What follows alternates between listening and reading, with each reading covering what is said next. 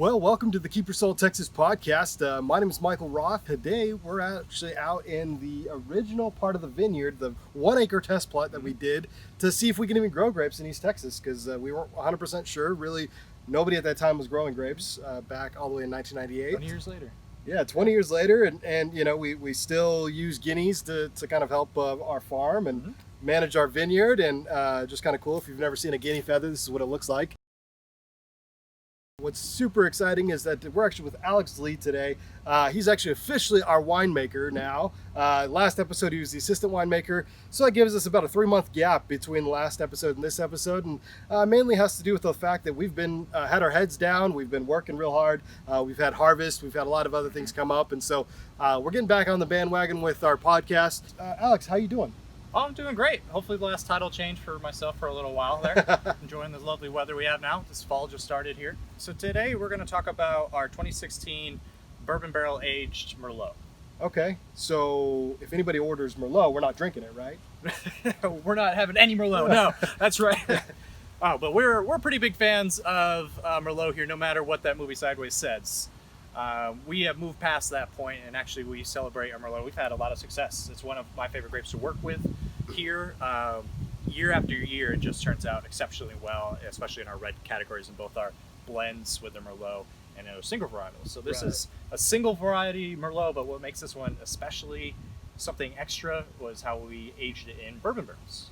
Right, and that came from our very own, right? Absolutely, yeah. This came from our own distillery right next door. Now, to your knowledge, is anybody else doing that? Have you ever seen a distillery and winery that's all the same company? At least to my knowledge, not that I know of. It's very, very special to have a winery and vineyard next to each other already, but to have a place that you can go where you can get Merlot, our own grapes, made with our own wine, with our own bourbon barrel aged. That's something you can really only find right here. So for sure unique in Texas, if not potentially in the world. Oh, yeah. Some people still hold on to this idea from 2004 when Sideways came out that somehow it's a bad wine, you know, so therefore Pinot Noir is better, or you know, there's all these different varietals that people will say. But let's talk about Merlot for a second.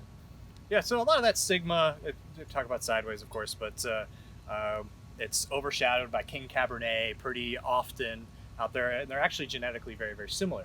But those little bit of differences we find a lot of success with in particular. But it's going to be on your bolder side of your red. It's not going to be like a lighter Pinot Noir, but you're going to have a little bit more onto the red fruit characteristics rather than the dark fruit. At least more dominantly. You have a little bit of dark fruit in there as well. But at least in our experience, our Kiepersol Merlot tends to be a very, very smooth, very soft, but still has that elegant tannin finish to it too. So it's still slightly onto that bolder side, but still very, very smooth. What makes our Merlot so unique? So unique. Like many of our wines, they're made to be very, very comfortable. And our Merlot is one of the wines that really showcases that point of it. Still stylistically what you're after in a Merlot, but you're going to get still that very fruit forward or just very forward flavor in the wine. And then that's going to transition into a very soft, smooth finish towards the end. So normally when we age our Merlot in barrels, it's what, 24 to 48 months, depending on vintage? Yes. Yeah. Recently we've getting closer to 36 months. Okay. Let's talk about bourbon barrel aging now. So do we start in a normal oak barrel, wine barrel, and then it gets transferred into a bourbon barrel, or do we go straight into a bourbon barrel? It goes straight into a bourbon barrel, but not quite nearly as long. The flavor of oak is the same virtually, or how it's applied to wine across all different oak barrels, where it can overtake the flavor of your wine very, very quickly. So relatively speaking, we'll only put it into a new or a very flavorful oak barrel for a short amount of time, just enough to get enough of that oaky flavor, but we don't want it to overpower our the main part of our wine, the fruit aspect in particular. Right. So for this wine in particular, we had bourbon barrel aged for about 24 months, and I blended in about 30% neutral aged Merlot as well to kind of balance it out. That was the big goal in mind with this one here, to balance between the soft, fruit-forward Merlot and still showcase that with the bourbon barrel aspect of it as well. You really want to still get that bourbon barrel wine, or else you could just get a normal one. So we still want to get that bit in there. But what we really wanted to avoid was overdoing the oak side of things. Very, very easy to do, but we really wanted to make sure that everything was in harmony going in with this wine here. Okay, so I just want to kind of break down something just for the people that are maybe new to wine, or maybe could have missed something there that you just said. And so, so with bourbon barrel oak aging, it could be very potent if we just left it. Absolutely, it would almost overbear what the natural wine or the grape has to, its own characteristics, right? Whereas, so you're aging it for a limited amount of time, and then you're blending it, what you said, with a neutral barrel. So let's talk about a neutral barrel. What is a neutral barrel? So you have two different types of barrels, at least in the wine world. We have what we call new and neutral barrels. Okay. So a new barrel is one you get in for the first time, and it has its nice oaky flavors on the inside of it. But after 2 to 4 uses, the wine has soaked up all the flavors that wood has to give. So after that, it's called a neutral barrel. But neutral barrels are still very good for extended aging. We like to do that quite a bit here. So for this wine here, we still wanted to showcase quite a bit of that bourbon barrel aspect. And then we wanted to just add a little bit of that neutral barrel of that same wine to balance it out so it doesn't overpower the actual wine itself. If we go and taste this wine right now. So when we were talking about Merlot earlier, that is still the hallmark point that we are trying to showcase here.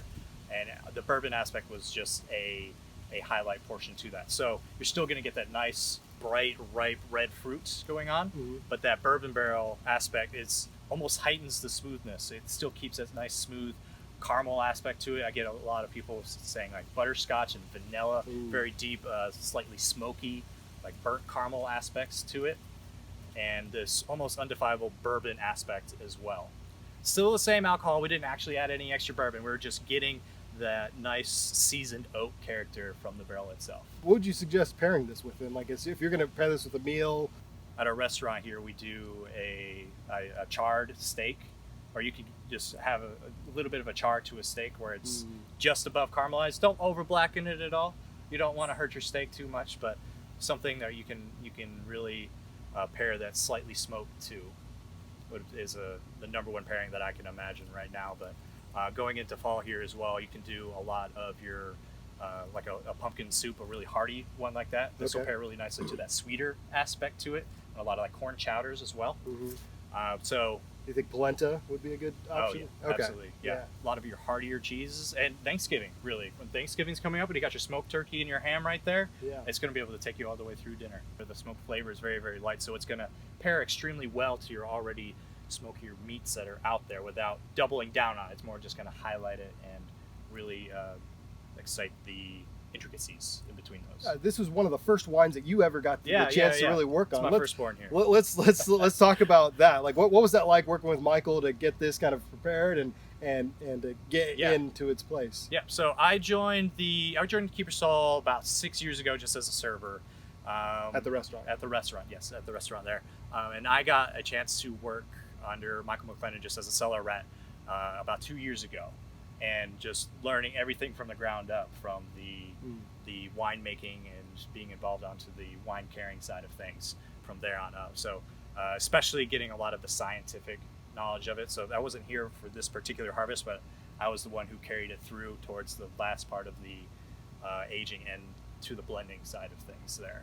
So getting to work with Mike was something very, very special, and very grateful for that time that I got to work with him and working on this wine too, because this was our second vintage on the Bourbon Barrel Merlot, and we really established the vision for what we wanted in Bourbon Barrel Merlot with our first vintage there when I got a chance to work with that one. Yeah. A lot more hands off at that time, but I was able to carry that vision forward into this one here. We still do both of our Bourbon Barrel aged wines, our Bourbon Barrel aged Merlot, and as well as the Cabernet. Okay. And the Cabernet, we really want to accentuate a little bit more onto the bold side there. That one's a little bit trickier to balance, but I think at the end product, it's that much more exciting when you have just a very bold, but still not aggressive wine in the Cabernet. King Cab paired with Bourbon Barrel is something special too. And we really are excited to keep this Bourbon Barrel aged program running into the future, because this is something just you can't find anywhere else. Somewhere where you can get just our Bourbon Barrel aged wines, our own wines, our grapes. You can't find that anywhere else, and it just ends up to be just an absolutely perfect pairing for us to get the the smoky, sweet, caramelized aspects of the bourbon, and that pairing that so well with the ripe fruits of both the Merlot and then that bolder fruit of our Cabernet. It's something I'm really excited about. I'm really glad that you guys are still enjoying this wine because I really love making it. It's probably my favorite wine to make, actually. If you guys have never been to a distillery and winery at the same location, come on out. We're doing tours all the time, especially on Saturdays. 2 and 4 p.m. are our tour times. Come check out our bourbon. Come check out our Merlot on their own, and then try this blend right here. This marriage of bourbon flavors kind of being infused into a wine aging program, which is super delicious, very good. Let's talk real quick about, for those that maybe like Merlot but don't necessarily know if they like bourbon or don't like bourbon. Let's talk about, like, if I take a drink of this, am I gonna feel like I'm just drinking bourbon?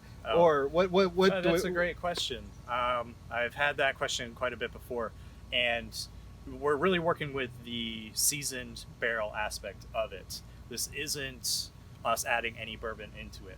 So the barrel itself is very, very good about giving, but not so much taking so much. So it didn't take too much from the bourbon itself, but that oak itself still has so much more to give. As part of making bourbon, you can only use a bourbon barrel once. So once we're done with our single round of bourbon over our distillery, they send it over to me, and that's when we fill it up with the red wine here. So for those at home that are interested in the bourbon barrel aged Merlot and Cabernet, we're taking the best parts of what makes bourbon bourbon and also applying them to the Merlot as well. All right, guys. Well, thanks again, Alex, for taking your time, absolutely. and look forward to learning more about wine with you. And as we go on to this journey, obviously we got quite a few different opportunities and topics to talk about when it comes to wine, especially our wines that we grow here. So follow us on social media, follow us on Facebook, Instagram, TikTok. Feel free to reach out if you have any questions, or just come visit us. We've got a bed and breakfast, the RV park. We've got the winery, the distillery. We got winery and distillery tours. Come on out, come visit us, and thank you guys for tuning into the Kiepersol Texas podcast.